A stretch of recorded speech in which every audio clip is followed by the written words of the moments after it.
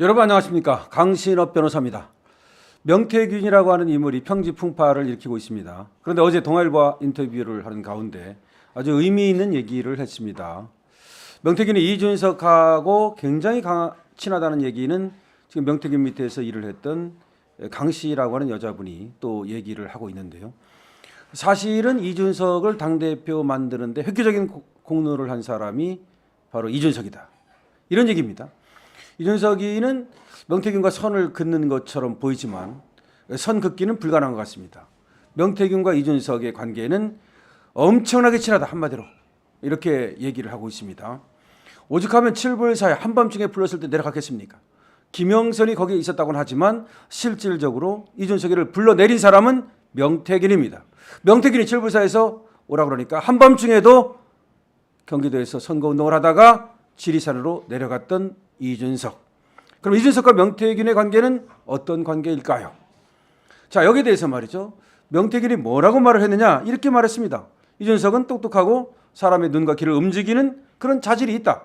하지만 사람의 마음을 움직여서 감동의 정치를 할 줄 모른다. 유승민한테 정치를 잘못 배웠다. 굉장히 의미 있는 말입니다. 그러니까 천부적인 자질은 있다. 그런데 유승민한테 정치를 잘못 배웠다. 사람의 마음을 감동시키는 그런 능력이 없다. 이게 무슨 말입니까?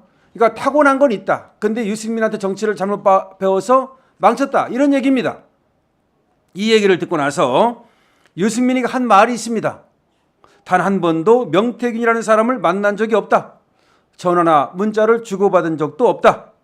윤석열 대통령과 김건희 여사는 물론이고 이름만 들어도 다 아는 수많은 보수 정치인들이 명태균이라는 들어보지도 못한 이상한 사람과 어울려서 약점이 잡혔다고 하더라. 아마 안철수와 오세훈을 말하는 것 같습니다. 이 난리가 났는데 누구 하나 입 뻥끗하는 사람이 없다. 지금의 상황은 정말 한심스럽고 시끄럽다. 그런데 엄밀히 말하면 지금 명태균한테 약점이 잡힌 사람은 이준석입니다. 이준석이가 명태균하고 선을 그으려고 하니까 명태균이 어떻게 했습니까? 자기 SNS에 바로 매화나무 심는 사진을 올린 겁니다. 매화나무 심는 사진이 칠불사의 그 사진이 누구로 인해서 공개된 겁니까? 명태균이 공개한 겁니다.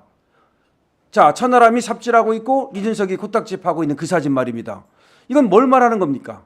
명태균이가 이준석 너 입담으로 너 까불면 말이야 다 까발리겠어. 지금 이준석은 완전히 명태균한테 잡힌 겁니다. 지금 그래가지고 이준석이가 말을 못하고 있는 겁니다. 천하람이도 입 꾹 닫고 있습니다. 이 칠불사 이 공작에 대해서 전부 다 입을 꾹 닫고 있어요. 입을 열었다가는 명태균한테 다 날아가는 겁니다. 자, 이렇게 명태균이가 뭐 채널 A하고 인터뷰를 하질 않나, 동아일보하고 인터뷰를 하질 않나 하면서 자신이 대한민국 정치를 주무른 것처럼 얘기하고 있습니다. 심지어 아크로비스타도 방문을 해가지고 어쩌고 저쩌고 떠들어댑니다. 그런데 대통령실에서는 만난 적은 있다. 그러니까 선거철에 만난 적은 있다. 하지만 선거 끝나고 나서 만난 적 한 번도 없다. 이렇게 얘기를 하고 있고요. 그 다음에 명태균이 얘기한 것처럼 어떤 조언을 받거나 또는 그 소통을 한 적은 사실상 없다는 겁니다. 그러니까 활발하게 소통한 적도 없고 심각한 조언을 받은 적도 없다는 겁니다. 물론 선거철에 아크로비스타 가가지고 다른 사람과 어울려 가가지고 이렇게 저렇게 조언을 했는가 봅니다. 아, 그거야 개나 소나 방앗개비나 사막이나 다 하는 겁니다. 아, 선거철에 그럼 부직갱이도 도와준다 그러면 도와달라고 그러지 너는 가 그럽니까? 그러니까 그 철에 말이죠. 명태균이가 조금 선거를 도왔고 그 인연으로 조금 인터넷이라든가 아니 텔레그램이라든가 이런 걸로 조금 주고받았다. 뭐 이런 얘기입니다.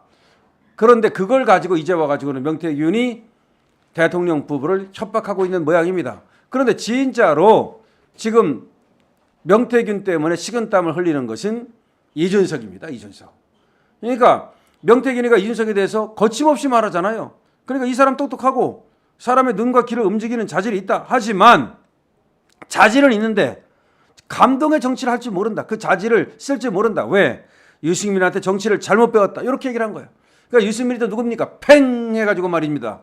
유승민이가 또 이렇게 말합니다. 단 한 번도 명태균이라는 사람을 만난 적이 없고 전화나 문자를 주고받은 적도 없다.